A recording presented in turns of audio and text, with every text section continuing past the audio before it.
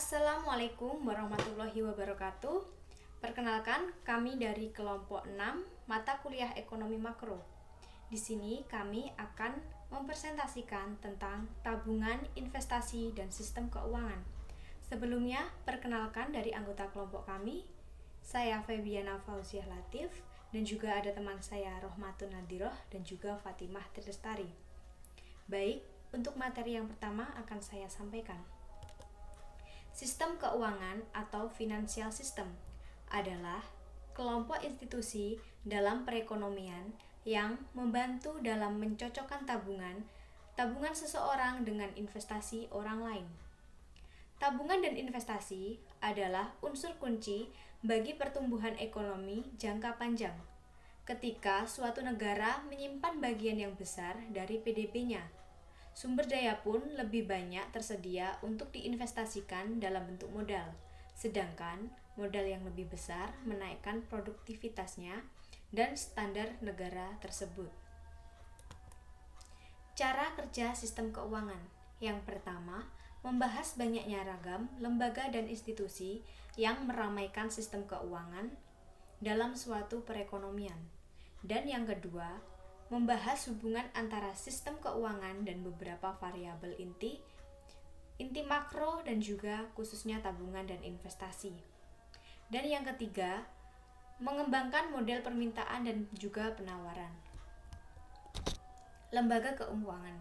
Lembaga keuangan dapat dikelompokkan ke dalam dua kategori.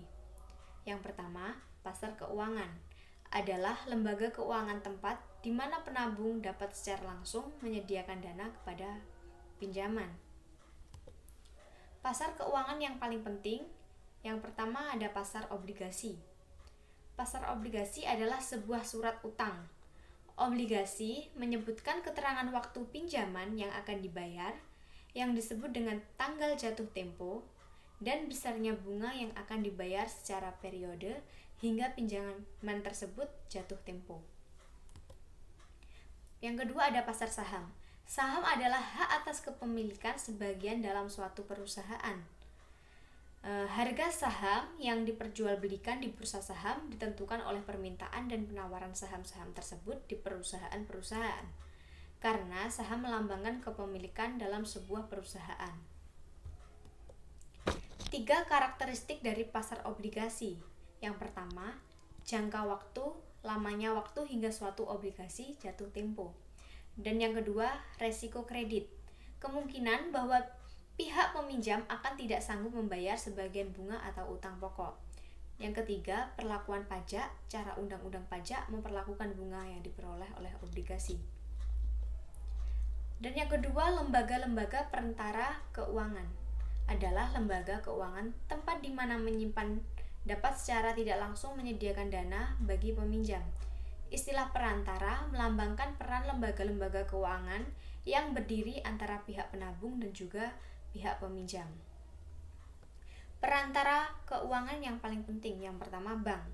Bank adalah perantara keuangan yang paling dikenal masyarakat. Tugas utama sebuah bank adalah menerima tabungan dari orang-orang yang ingin menyimpan uang dan menggunakan tabungan tersebut untuk memberikan pinjaman kepada orang-orang yang ingin meminjamkan uang. Yang kedua, reksadana adalah sebuah lembaga yang menjual saham kepada publik dan menggunakan hasilnya untuk membeli portofolio saham dan obligasi. Keuntungan utama dari reksadana ini adalah orang-orang yang jumlah uangnya sedikit dapat melakukan diversifikasi. Keuntungan kedua yang diklaim oleh perusahaan-perusahaan reksadana adalah reksadana memberikan rakyat biasa akses pada keterampilan manajer keuangan profesional. Oke, untuk materi yang selanjutnya akan disampaikan oleh teman saya. Assalamualaikum warahmatullahi wabarakatuh. Perkenalkan, nama saya Rohmatun Nadiroh, NPM 18187203040. Saya di sini akan meneruskan presentasi yang sebelumnya telah disampaikan oleh Febiana Fauziah Latif, yaitu mengenai materi saya adalah tabungan dan investasi dalam perhitungan pendapatan nasional.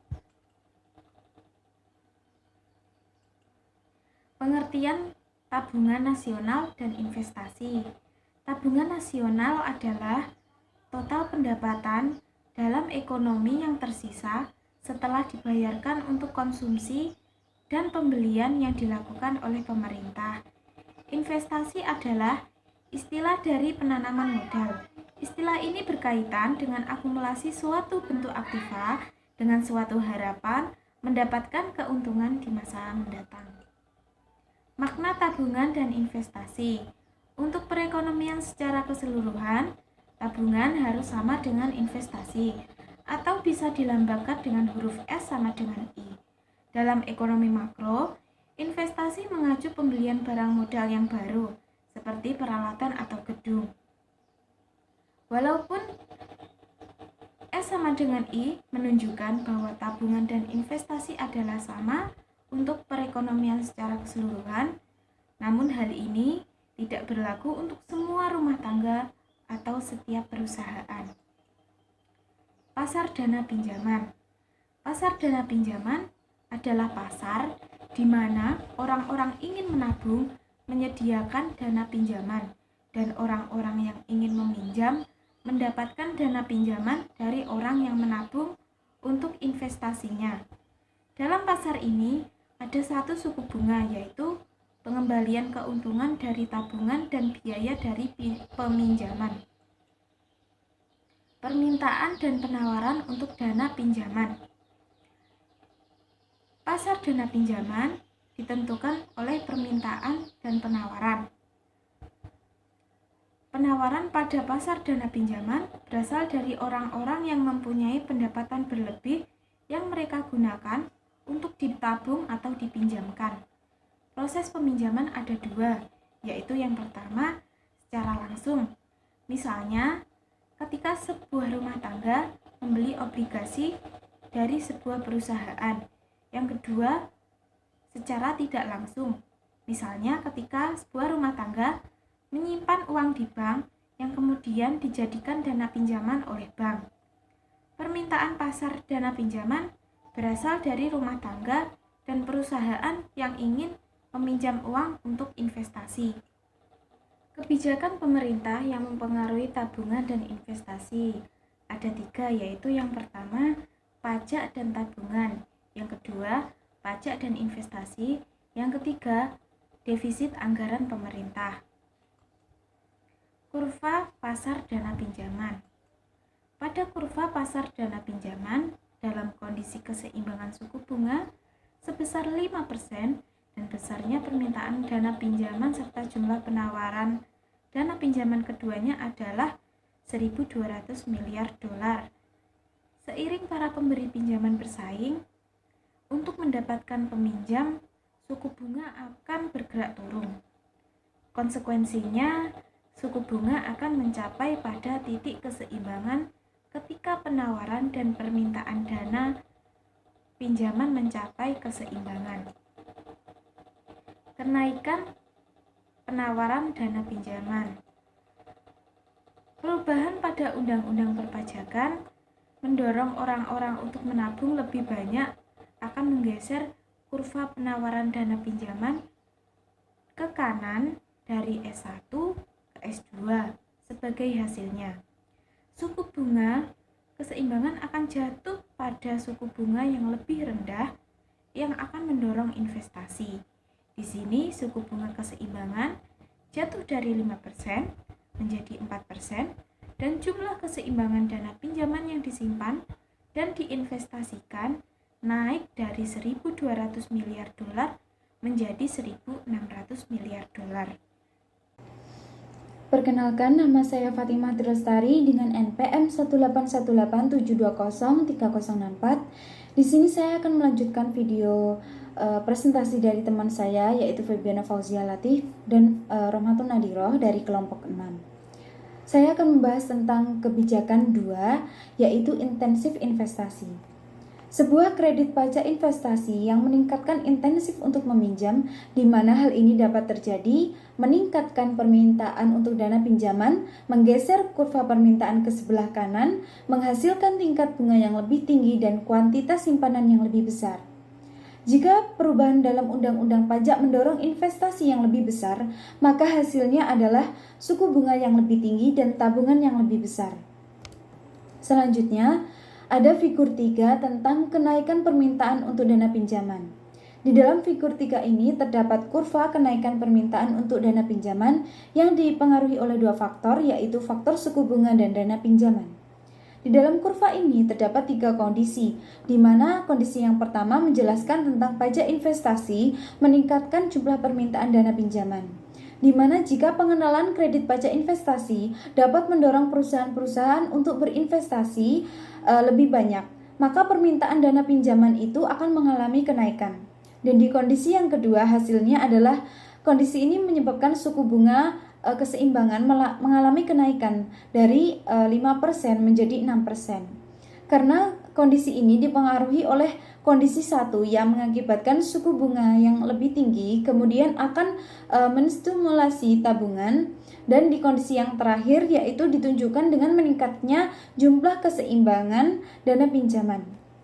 Karena ketika kurva permintaan bergeser dari D1 ke D2, maka suku bunga keseimbangan juga akan mengalami kenaikan yang mulanya dari 5% menjadi 6%. Dan jumlah keseimbangan dana pinjaman juga akan mengalami kenaikan dari yang mulanya 1.200 miliar dolar menjadi 1.400 miliar dolar.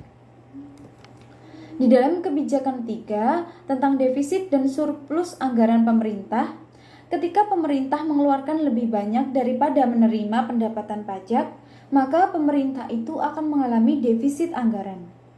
Dan akumulasi defisit anggaran masa lalu itu disebut dengan utang pemerintah. Pinjaman pemerintah untuk membiayai defisit anggaran mengurangi penawaran dana pinjaman yang tersedia untuk membiayai investasi yang dilakukan oleh rumah tangga dan perusahaan. Jatuhnya investasi itu disebut dengan pembatasan paksa atau biasanya dikenal dengan crowding out. Pinjaman untuk membiayai defisit anggaran mendesak para peminjam pribadi yang berusaha untuk mendanai investasi mereka. Defisit anggaran menurunkan penawaran dana pinjaman, di mana hal ini dapat menggeser kurva permintaan ke sebelah kiri, meningkatkan suku bunga equilibrium, menurunkan kuantitas dana pinjaman equilibrium. Dalam figur 4 tentang dampak defisit anggaran pemerintah. Nah, di dalam figur 4 ini terdapat kurva tentang dampak defisit anggaran pemerintah yang dipengaruhi oleh dua faktor, yaitu faktor suku bunga dan dana pinjaman. Di dalam kurva ini terdapat 3 kondisi, di mana yang pertama, kondisi ini menunjukkan defisit anggaran itu mengalami penurunan. Defisit anggaran menurun dengan jumlah penawaran dana pinjaman. Dalam kondisi ini, ketika pemerintah lebih banyak membelanjakan daripada yang diterima dari pendapatan pajak, maka defisit anggaran yang terjadi dapat menurunkan tabungan nasional. Karena itu, akibatnya penawaran dana pinjaman akan menurun. Di kondisi yang kedua, yaitu meningkatnya suku bunga keseimbangan. Dalam kondisi kedua ini menyebabkan suku bunga mengalami kenaikan. Nah, suku bunga yang mengalami kenaikan itu ada suku bunga keseimbangan. Karena ketika pemerintah meminjam uang untuk mendanai defisit anggarannya, maka pemerintah itu akan mendesak rumah tangga dan perusahaan yang akan meminjam uang untuk membiayai investasinya. Nah, dalam kondisi yang terakhir atau kondisi ketiga menunjukkan jumlah keseimbangan dari dana pinjaman. Nah, jumlah keseimbangan dari dana pinjaman ini menurun, yang tadinya itu sebesar 1.200 miliar dolar turun menjadi 800 miliar dolar. Kemudian yang terakhir terdapat kesimpulan kebijakan 3, yaitu tentang defisit dan surplus anggaran pemerintah.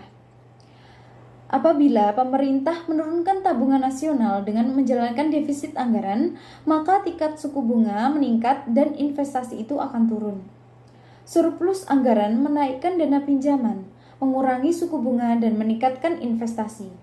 Investasi yang lebih tinggi seterusnya itu akan meningkatkan akumulasi modal dan mempercepat pertumbuhan ekonomi.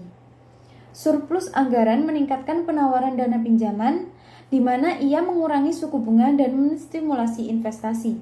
Investasi yang lebih besar pada saatnya nanti dapat berarti mengakumulasi modal yang lebih besar dan pertumbuhan ekonomi akan terjadi lebih cepat.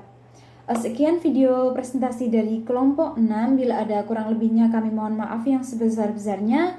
Billahi taufiq wal hidayah. Wassalamualaikum warahmatullahi wabarakatuh.